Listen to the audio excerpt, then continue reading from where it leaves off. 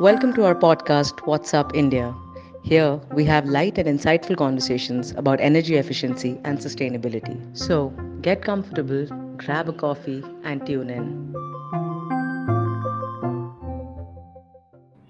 Hello and welcome, everybody. My name is Aarti Khosla. This is What's Up India, a series that we started a couple of months ago to capture developments that are happening in the field of energy efficiency with respect to sustainability. Today, we have amongst us Mr. Vishal Kapoor, who is the CEO of Energy Efficiency Services Limited. Thanks very much, Vishal, for joining us today. Thank you very much, Aarti, for considering me to come on to your show. It's quite timely. As such, we are both in Delhi, and the kind of harsh and fierce heat wave that has been affecting so many Delhiites brought that obvious question on how is it that we can think about cooling in a better way? How is it that our appliances can become more energy efficient? We all saw how peak power demand was reached, and the role that energy efficiency can play in terms of not just demand side measures, but also making sure that our consumers, as such, get better technology to use. And those are some of the things I thought we will discuss with you, especially as we wanted to focus this session on the consumer side of energy efficiency. And with all the years of experience and the work that you have done, quite looking forward to hearing your insights as I feel we are really testing the limits of human survivability when it comes to heat waves that are battering large parts of India, and a solution is pretty needed at this point. Before I get into some questions as such related to energy efficiency, may I ask you what are the kind of things you have been thinking of lately, especially as you saw heat waves come and all of us suffer through them? What are the kind of systems level thinking that you'd like to share with our listeners? Well, Aarti, I think one thing is very clear: heat waves are here to stay, and as the global warming persists and probably is going to increase, these extreme weather events are going to only increase, and we've been seeing it quite often now. Every year, we are seeing large number of heat waves, and therefore, being an aspirational country and people do want cooling comfort. I mean, the uptake of cooling equipment is only going to increase. In fact, there are some estimates that suggest that 60% of additional demand of electricity is going to come from cooling as we move forward. So I think cooling, just because it's aspirational, and number two, because of the extreme weather events, it's only going to, the requirements are only going to increase. The way things are, we are only going to see an increase in the heat waves because of the global warming taking shape across the world now. Extreme weather events are going to increase only, and heat waves, they are going to increase. We have seen it this year, we have seen it last year, and basically, being an aspirational country, our cooling demand is also going to increase as people are increasingly opting for solutions that help cooling and space cooling specifically. Now, insofar as the cooling space is concerned, ESL as a company is developing various cooling solutions, and we're starting with super efficient air conditioners. We are all aware that there are star labeled air conditioners, and insofar as the air conditioners that we are marketing around are basically super efficient air conditioners with ISCR rating of 5.8 and 1.2 for 1.5 tons and 1 ton capacities. So these air conditioners operate much beyond the normal range of 5-star ACs, which are probably in the range of 5 and 5.2 ISCR rating in the market. But we are operating at 5.8 and 6.2. These ACs, if we compare with conventional 3-star ACs, would come with energy savings of more than around 25 to 30%. So ultimately, as the cooling demand increases, what we believe is that we can deliver the same kind of cooling capacities at a much lesser energy consumption, so that the demand of electricity can remain in place and not increase to that extent it should. One important thing in air conditioning space is the price. We are trying to price that item, the air conditioners, with super efficient energy efficiency capabilities at a similar range of five-star ACs. And if we go through the website eslmart.in, these air conditioners, we'll see that they are available at the same prices. So that is the value that we think that we are going to bring in. And at the same time, we are also developing a super efficient chilling solution, so that chilling plants that are required, especially the brownfield ones which are guzzling a lot of electricity, how we could look at them and make them super energy efficient by changing a few components, or probably a complete changeover through cooling as a service. Thanks, Vishal. I think the point that you made about energy savings of more than 25 to 30%, and given the fact that India's cooling action plan is still very, very ambitious, how much cost reduction did you say was possible? Because in the end, affordability of their air conditioners, as you said, you're cognizant of, but just how much deflationary will it be? In terms of the operations, I believe air conditioners, five star 1.5 ton air conditioners should save you somewhere around 6 to 700 units in a year. But that obviously depends on the consumption pattern of the consumer. For example, I would say an ATM, which is operating almost 24 by 367. I think the more you use super efficient air conditioners, the savings will be higher. Obviously, in situations where air conditioners are just being used 2 to 3 hours, I think it'll not be that efficient in terms of cost savings. The more you use, the better it is. So, applications in offices and in homes where there are sufficient 8 to 10 hour usages, I think it's absolutely clear that there is no case for going in for lesser efficient ACs.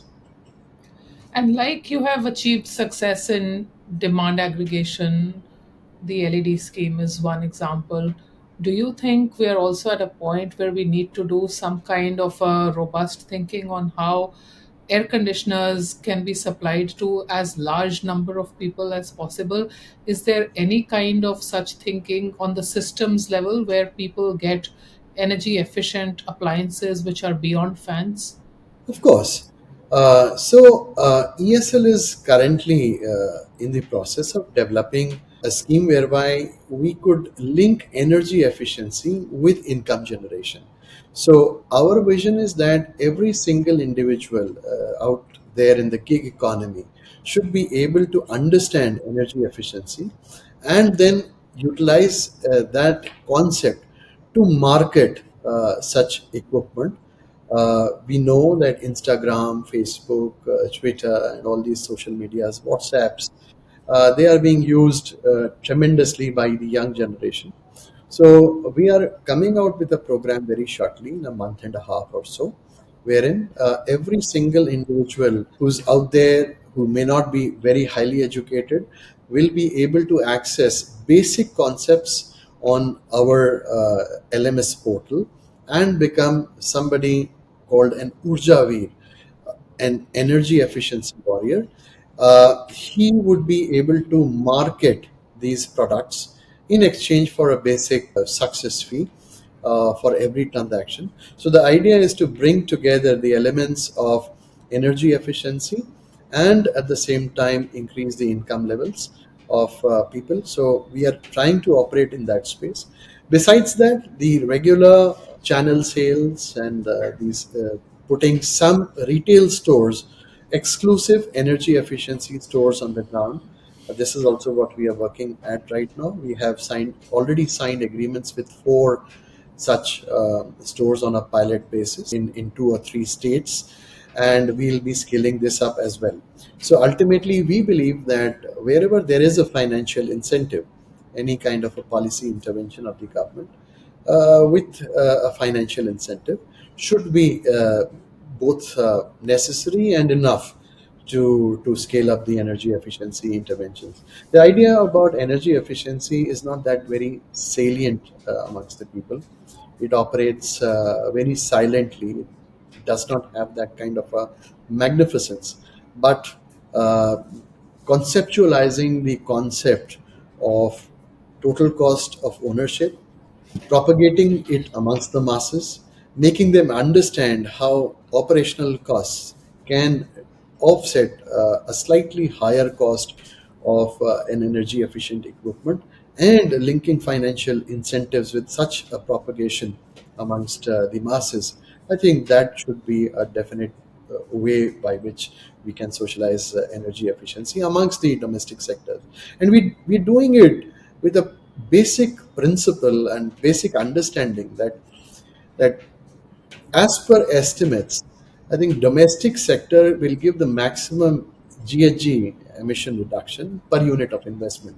So I think these are also low hanging fruits. People, if they become aware of this concept of total cost of ownership, they will definitely take up energy efficiency interventions, including energy guzzling equipment like air conditioners. Correct. And, you say that energy efficiency gains are quite silent, but when we are reading about heat waves quite recently, we also saw how heat waves themselves are silent killers.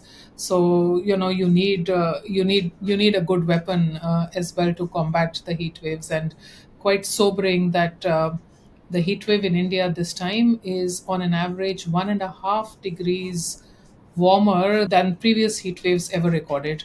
So the fact that we jumped just 1.5 degrees on an average technically means that in some cases the temperature must have shot up 5 degrees even, and in some cities probably half a degree. But the average for India is 1.5 degrees, which is quite substantial. So, literally just trying to underscore the fact that we cannot go away from how much this has become a burden, and with a country like India definitely need as much affordable solutions as quickly at a rate as possible. The other thing that you said was also about how you're using the social media channels and the online market space, so to speak, to really build socializing of the plans that you're rolling. And I think the podcast as well is going to go on the social media channels. So if there are any influencers out there, I think they should pay heed to when your portal releases all the information where influencers could become marketers and promoters of energy efficiency as such, but also of the products that are coming from EESL. And nothing like consumers speaking about it themselves. And I definitely feel for a subject of this nature, rather than just going through traditional channels of marketing, we also need the community and citizens themselves to hold the baton and pass it along.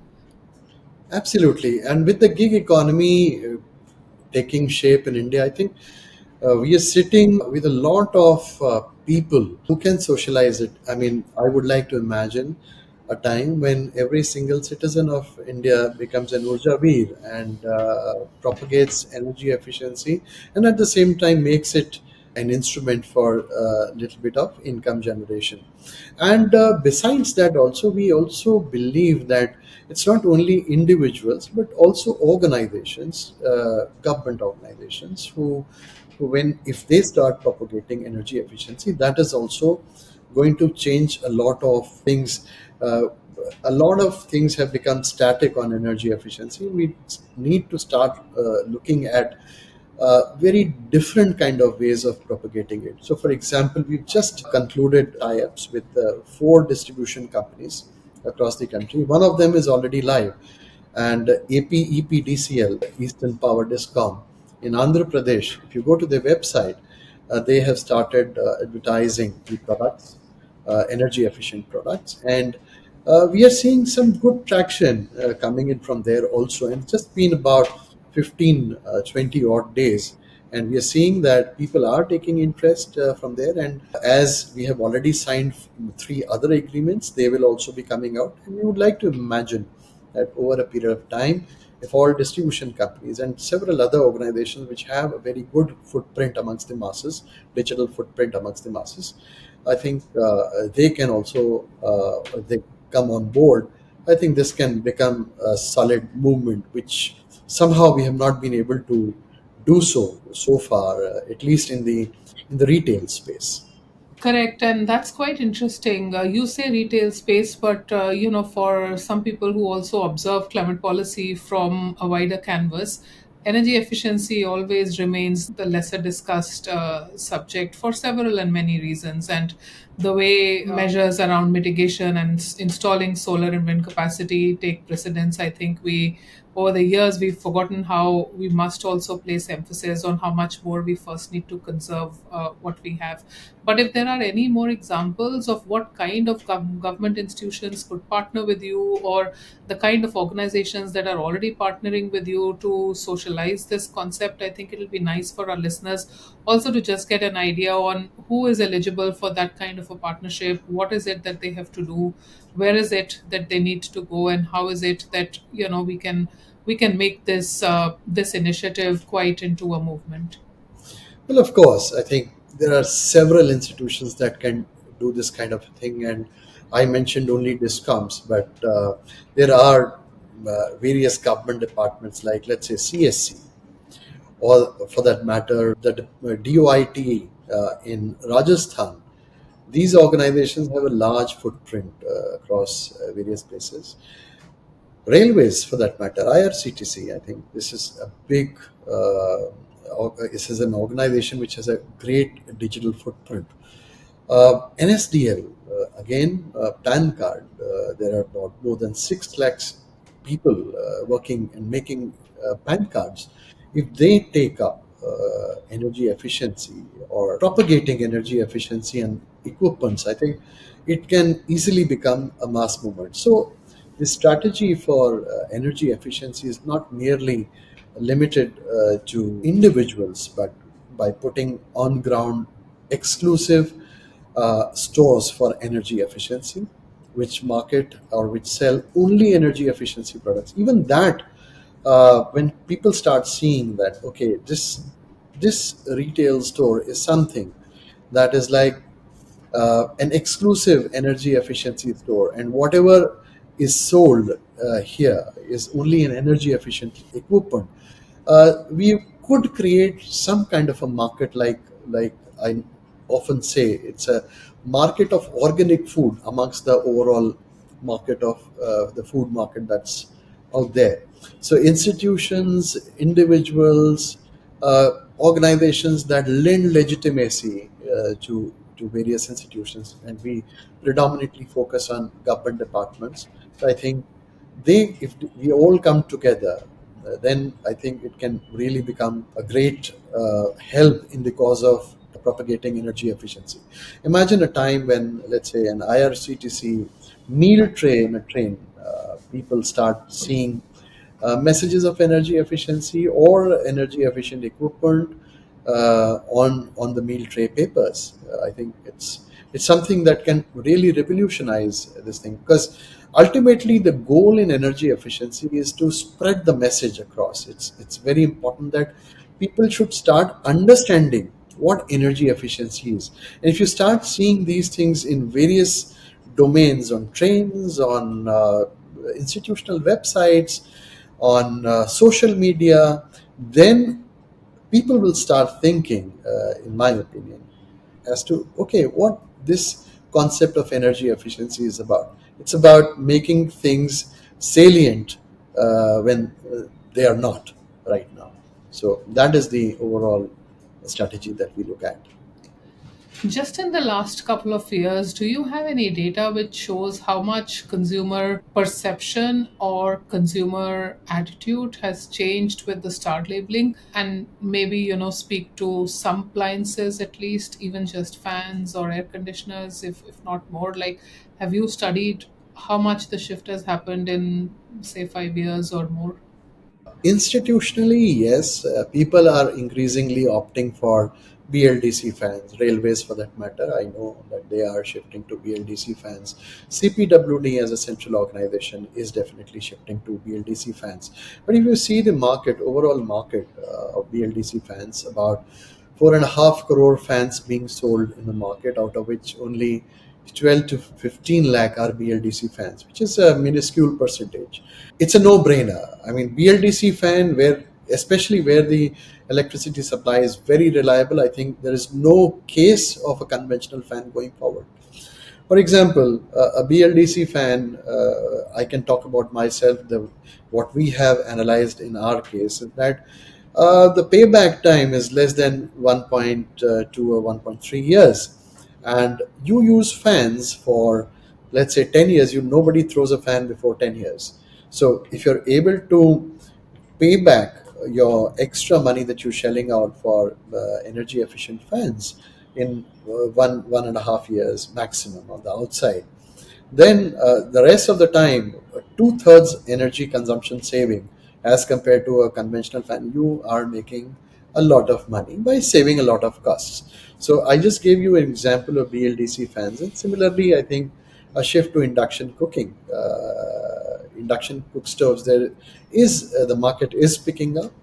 I read somewhere that it's picking up at the rate of almost 8% CAGR, but still the market is only about 40 lakhs in a year. I think there is definitely a case to make a shift, if not a complete shift, but at least an assisted shift towards induction cooking, which is almost around 25% more efficient than any of its nearest competitors.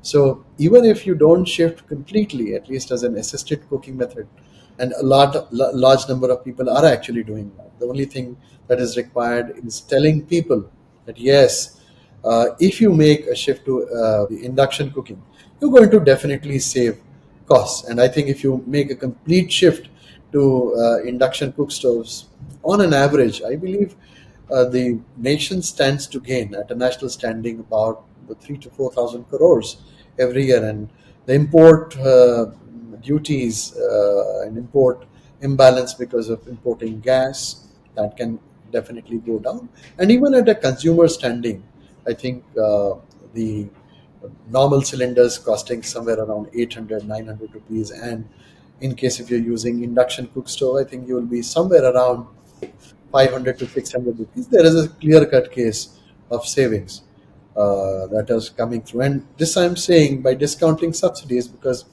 subsidies are available in, let's say, gas also, and also in electricity. In states where the electricity subsidies are to a great extent, I think there the case for induction cooking is definitely even more stronger.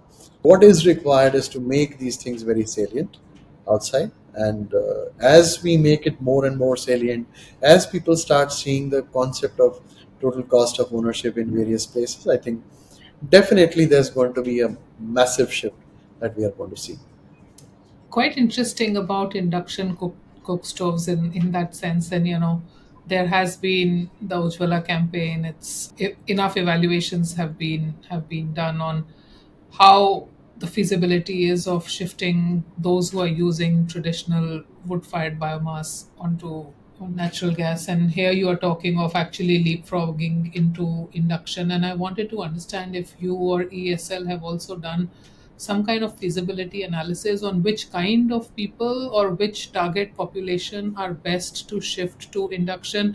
Are we looking at urban dwellers, those who are buying new houses, young adults, professionals, or are we also looking at making some intervention at some other levels? Because in the end, there is also the mindset issue when you're using induction. And I wanted to understand a little bit of how ESL is thinking about it. But needless to say, the close to 7 to 800 million dollars of saving on that gas that you pointed out is quite important, especially given the whole concept of gas being a volatile product and the geopolitics dictating the price, and everything that we have seen in the last 1 or 2 years with various kinds of geopolitical situations is not going to get easy in future. So one way of reducing the burden is to do this. But then, as you pointed out, the complex problem of having an induction as well, which is not powered with clean energy, the problem that we are seeing with electric vehicles now, which we will come to in some time. But my question to you is the feasibility of what kind of target audience or groups can induction be best tested and explored with? Well, I think there are two or three pronged strategies. I think government department take up of any kind of an efficient appliance, I think that definitely is a good start for any kind of energy efficient appliance take up. See, what it does is that, let's say, Anganwadis, or let's say railway station platforms where vendors are selling chai, take up by CPSUs or government institutions in their pantries, these kind of things, or let's say even in universities and colleges, I think once these things start happening, what happens is that the network effects start kicking in. It's important for people to see these things being operated in the normal course. For example, let's say an Anganwadi, a small school Anganwadi, which requires cooking for about 10, 15, 20 odd children.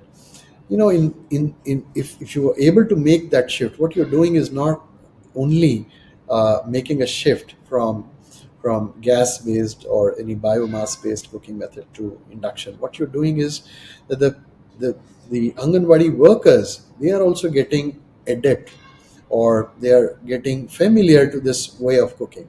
So probably immediate basis may not happen, but then when you make people more familiar, when we start making behavioral shifts, when we start making people understand that yes, you can cook a roti on induction cook stoves, I think the take up rate will definitely increase.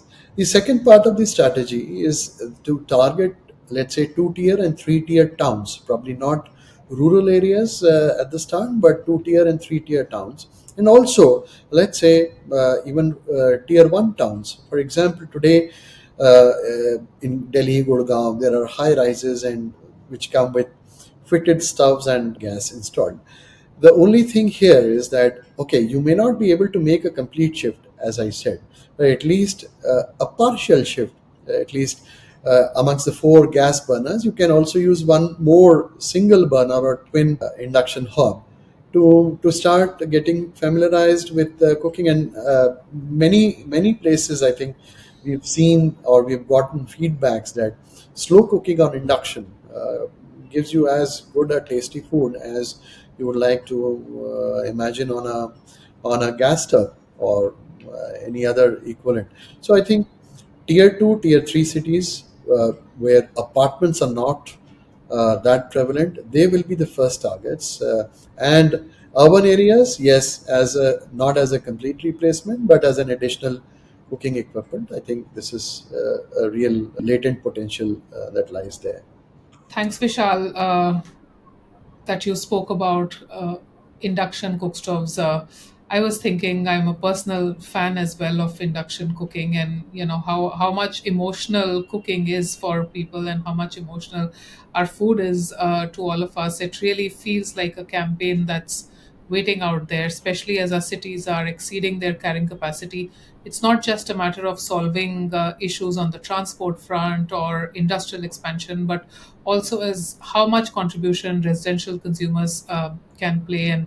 And once you start using induction cooking, it's also it's a modern equipment, and you do cooking much faster. And I hope there are all these benefits that people also see and use it as assisted, even if not the sole medium of cooking. I know in Europe some campaigns that are happening, which are supported by some celebrity chefs, where those chefs talk about how cooking through induction is not just energy saving, but also you get taste as good as the traditional ways of cooking, and are encouraging people to turn low carbon through that. And I suppose something that is waiting on our side to be explored as well. I wanted to ask a little bit, about electric transport, electric buses. A lot of work ESL has done also in making sure that the tendering of the buses is done at competitive prices. And now more than ever, we see a very good imprint of electric buses, definitely in Delhi, but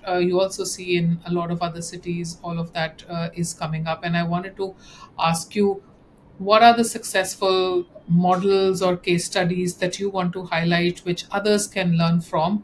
Or what are even some of the things on tender gathering, contracting, all the technical matters of getting electric buses on the ground that you think those who must learn from should know? So, as somebody who has done it and will have more to share.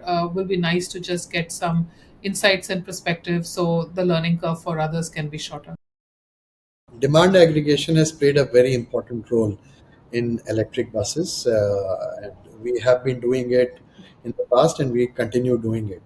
The most important thing here is that being a new technology product, I think being static is not a solution, because the market dynamics keeps on changing, the requirements keep on changing, and we have seen that we have moved from that concept of outright purchase of a bus from this to a bus as a service. That means the investment and the cost recovery risk actually, or investment, moves to the operator rather than the STU. Now, depending upon how the market is responding to our various bids, and our bid settlement mechanism is not merely just seeing the numbers, establishing rate reasonability or things like this, which is done in a normal way. What we analyze in the bids is actually the market response, and can we see some subtle messaging that comes out of every bid. And that's, I think, the best thing that we have done, because every single bid that is coming out is different from the earlier one. Even in the gross cost contracting, we are looking at how to expand the participation, get better rates, allow more and more companies to come in. For example, the latest bid that is live right now under a government scheme, if you analyze that, you'll see that it's a significant departure from the previous ones. So we've tried to open it up to not only bus operators or bus manufacturers, we've opened it up for any project based company which has a project experience, who have the financial might. And we have ensured that the operators as well as the project companies can be the bidders directly, or also we enable this mechanism that if the project based companies are front ending the contracts, they can take quotations and they can tie up and they can partner with various bus manufacturers and take the buses and operate them. So I think this is one very important thing, that we cannot be static. We have to be responsive to the market. We need to make sure that the market, the subtle signals that emanate out of every bit, they are taken care of, and that's what we have been doing. Secondly, we have realized over a period of time that initial scheme of things, it was there was a massive participation because of large scale bids that came in, but over a period of time we have realized that under a contract where the investments are being done by the operators or uh, by the bus manufacturers or even by project companies. Payment security will become an extremely important aspect, and the payment security, especially because the off-takers are generally not that profitable businesses, and therefore the investment that is being done by the operators, it needs to be recovered. uh, what is good is that the overall costs of operations of electric buses are definitely lower than that of the diesel or CNG buses. So overall costs are low. So the profitability element of the off-takers, that the concern towards that is actually reducing by an increasing uptake of electric buses. But at the same time, we need to make sure that the service providers, they keep on getting the timely returns that they have deployed the investments, and therefore payment security mechanism is something that we have worked upon in great detail, and we are including them in our bids, and we are making sure that once the payment security mechanism comes in a very robust manner, uh, it is delivered in a completely digital manner, because we also are clear that the kind of proliferation of electric buses that is happening across the countries and even smaller cities now, our mechanism for ensuring payment security is robust enough to ensure that it starts operating in a timely manner as well. So, where do we go from here? I mean, on the one hand, you're talking about a lot of positive examples and enablers to the electric vehicles deployment. On the other hand, it still feels like, as a consumer, the EV chargers across the city are not adequately even utilized, and a lot of them are lying idle a lot of the time. Is there anything to share from your perspective on how that balance can also come between how EVs are being deployed, how EV charging infrastructure is being deployed? How are things looking on that front, if you can shed some light? Range anxiety, the issue is getting solved day by day with higher range cars. Now you can easily find 400 plus kilometer cars that are coming up. And therefore, I think the range anxiety, the kind of problems that we used to face earlier in the first generation cars, I think that is slowly moving away. So 400-kilometer distance or 300 plus kilometers, if we have the juice in the car, I think the home charging, overnight charging that people can do at homes, I think that's relieving people of that range anxiety to a great extent. Insofar as the public charging is concerned, I think cities like Delhi, and there are several other big city examples where chargers have come up. OMCs have put up a large number of chargers in their petrol pumps, and there are public charging infrastructure outside as well. In terms of the utilization of the chargers, yes, there are concerns in certain areas because it's all basically a business proposition. So ultimately, everyone has to look at this at a portfolio level rather than at a singular charger level, because one particular charger, even in a very good locality, it may not it may not fetch you as much of utilization as another charger in some nearby place may fetch. I believe democratization of the charging through various apps that are coming, I think that will also kind of help, because people will be able to see various chargers on a single app, and also the charging rates there. And definitely, I think to that extent, when the public chargers are concerned, they are generally used only for top up charging. So top up charging is not full charging, and even if the chargers are, let's say, operating at 15, 16, or 17 rupee tariff level, I think it's not a big concern, because definitely a full charge will not happen. At the same time, we also have to ensure that the public chargers are basically fast chargers, and you cannot start charging all your cars all the time on public charging space. So utilization is important. Base loads for utilization can come through commercial fleets, and there are several companies, charge point operators, who are going ahead with strategic tie-ups for charging. Even we have done so far, and we are also revamping our business model of the existing chargers as of now. And probably, I think we are in the last stages. In a couple of months, we should have our own business model in place, and a refined business model which can increase the uptake of electric charging. But insofar as long distance is concerned, I think it's important for all of us to think about ways and means of how to put electric chargers on the national highways. And I'm sure the government, led by MHI, is actually working on ways and means. A lot of stakeholder consultations are happening almost on a daily basis. And I believe definitely something good shall come out for the highways, because once the highway charging comes into place, I think the issue of range anxiety that will completely disappear. And when you say highways, do you also mean then electric trucks? Or, of course, you mean electric cars and just all the other vehicles that will ply, but specifically, is there anything that is also being discussed about turning trucks electric? That seems to be a low hanging fruit.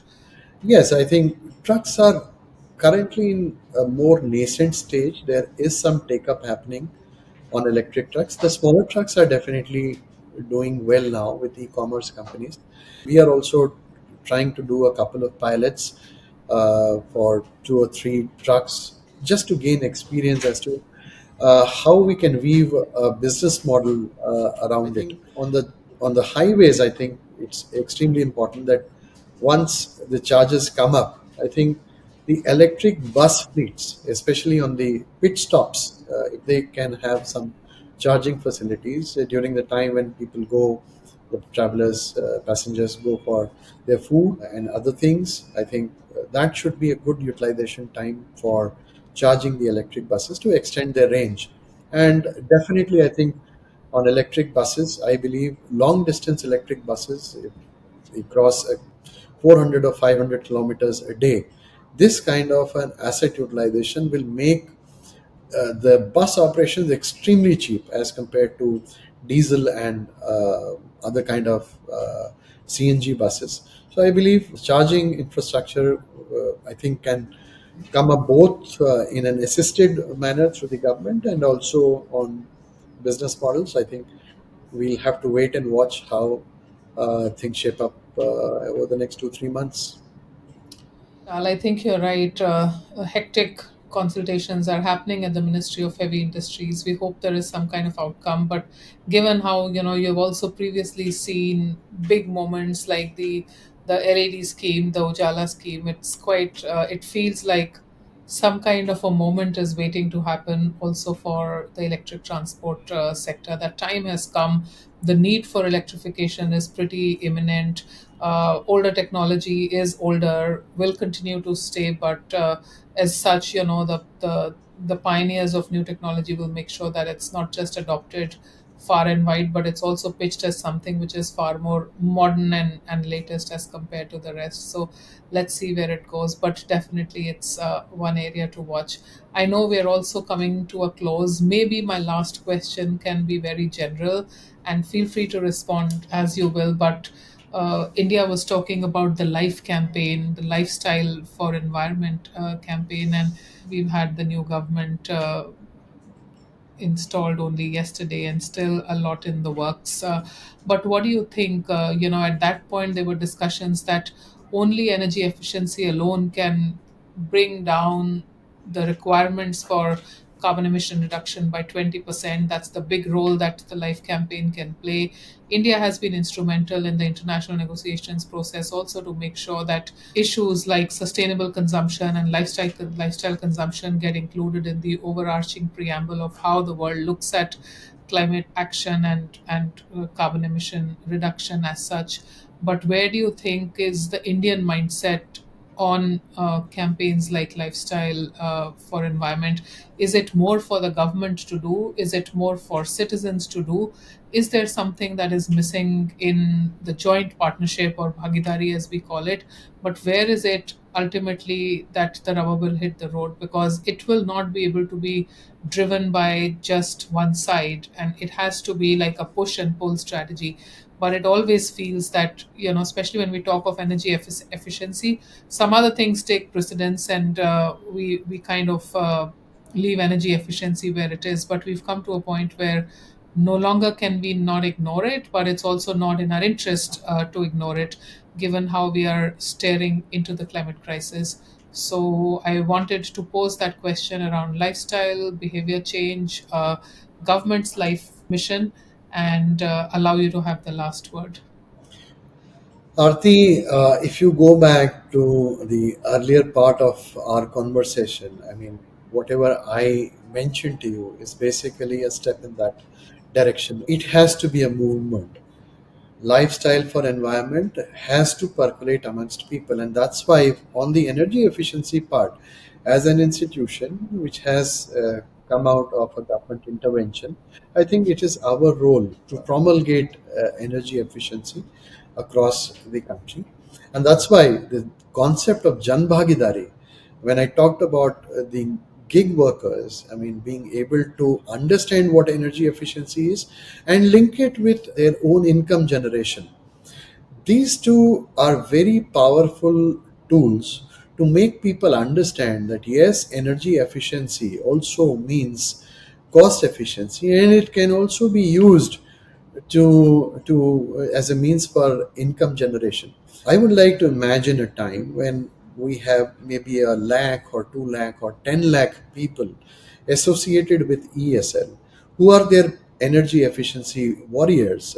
We call them Urja Veers, who will be able to not only understand but make their friends and families understand.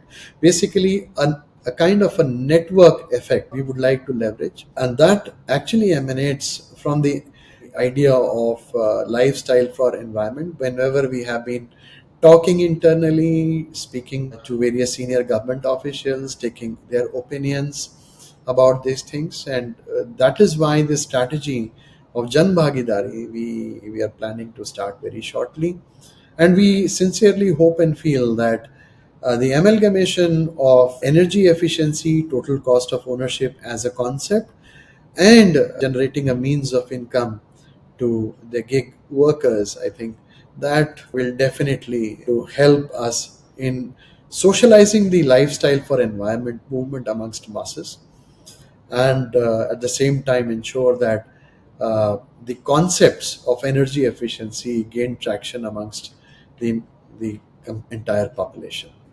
Thanks very much, Vishal. It's been very nice talking to you. And as I said in the beginning, it's hugely timely that we are talking about energy efficiency at a time when not only are energy production going to be limited, we have to shift to more and more renewables. But as such, till the time we don't learn how to preserve and conserve, we will not be able to just produce and consume more. Thanks very much for talking with us, and we hope that our consumers, our readers, listeners also enjoy listening this as much as I have enjoyed talking with you. Thank you. Thank you, Arti. Thank you very much.